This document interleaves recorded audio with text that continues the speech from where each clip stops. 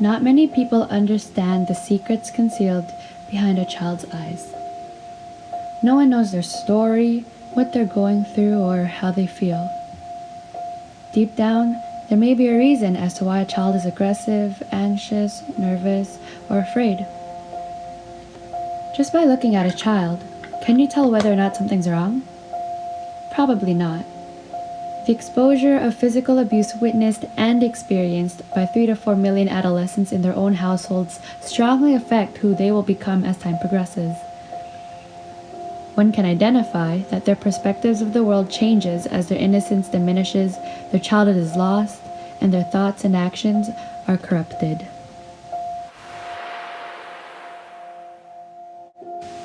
The innocence of a child is diminished once pride and dignity is taken away from them. Being raped and witnessing rape are examples of loss of innocence. There were many children in residential schools who were abused by their teachers sexually and physically. Something innocent and important to the children was forcefully taken away from them, traumatizing them long term. Bruised, beaten, forced to fulfill the sexual pleasures of their teachers, having to experience that changes a kid. It shows them that the world is not as safe and peaceful as it should be.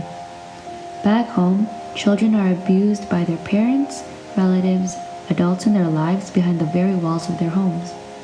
You may not know this, but the very house next to you or around the corner may be concealing abuse. Many don't tell a single soul due to the fact that they may be embarrassed or afraid.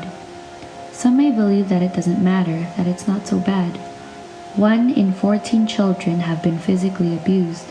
Disabled children are over 3 times more likely to be abused than non-disabled children. And over 6,000 children were identified as needing protection from physical abuse last year.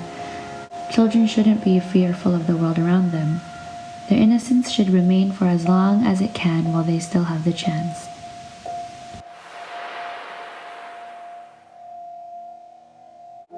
When does a child know when their childhood is over? When they become a teenager?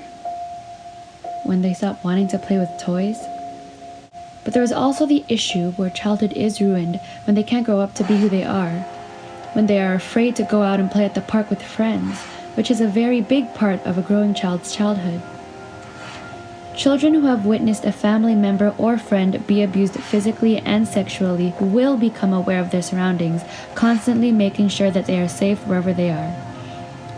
The world outside is no longer safe for them if it isn't even safe in the comfort of their own homes. In some occasions, when parents are arguing or are abusing drugs and alcohol, the eldest child has to care for his or her siblings. Having the pressure of the responsibility of the younger siblings forces the youngling to mature faster and to forget about the fun times of being a kid. They would constantly have to cook, clean, and care for the neglected children. Aboriginal children in Canada were 5 times more likely to be proven for neglect than non-Aboriginal children. Many are taken away from their parents at a young age, removing a role model from their lives. No mom or dad to run to when they are in need.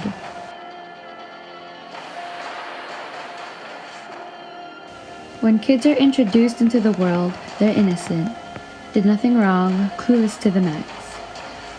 But having to grow up witnessing their parents fight, being exposed to drugs and alcohol, definitely changes how a child will think and how he or she will do things in the future. Their thoughts and actions are permanently corrupted. Children who grow up observing their mothers being abused, especially by their fathers, grow up with a role model of intimate relationships in which one person uses intimidation and violence over the other person to get their way. Being raised in abusive homes teaches a kid that violence is an effective way to resolve conflicts and problems. They may copy the violence they witnessed as children into their teen and adult relationships and parenting experiences. There is a quote that says, "Sexual and physical abuse, as well as separation from families and communities, caused lasting trauma for many others. The effects of this trauma were often passed on to the children of the residential school survivors and sometimes to their grandchildren." Generations and generations of Aboriginals constantly replicate the situation. Children are raised to abuse drugs and alcohol and to hurt each other. Children from violent homes have higher risks of alcohol drug abuse, post-traumatic stress disorder, and juvenile delinquency. Witnessing domestic violence is the single best predictor of juvenile delinquency and adult criminality. It is also the #1 reason why children run away. How can this problem be resolved for both our society and the Aboriginal society? With all the differences in how children are raised here and there are some things that are similar that we can do to help stop the loss of innocence of children.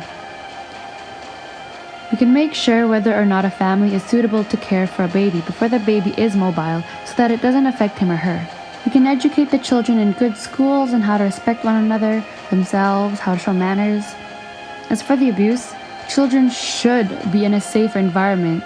They don't deserve to grow up with that atmosphere. They shouldn't be paying for the mistakes of their parents, and they shouldn't be suffering from what their parents are putting them through. They don't deserve to grow up with that atmosphere. Their perspectives of the world should stay innocent while they are still in the ages of growing up. At least we should give them that.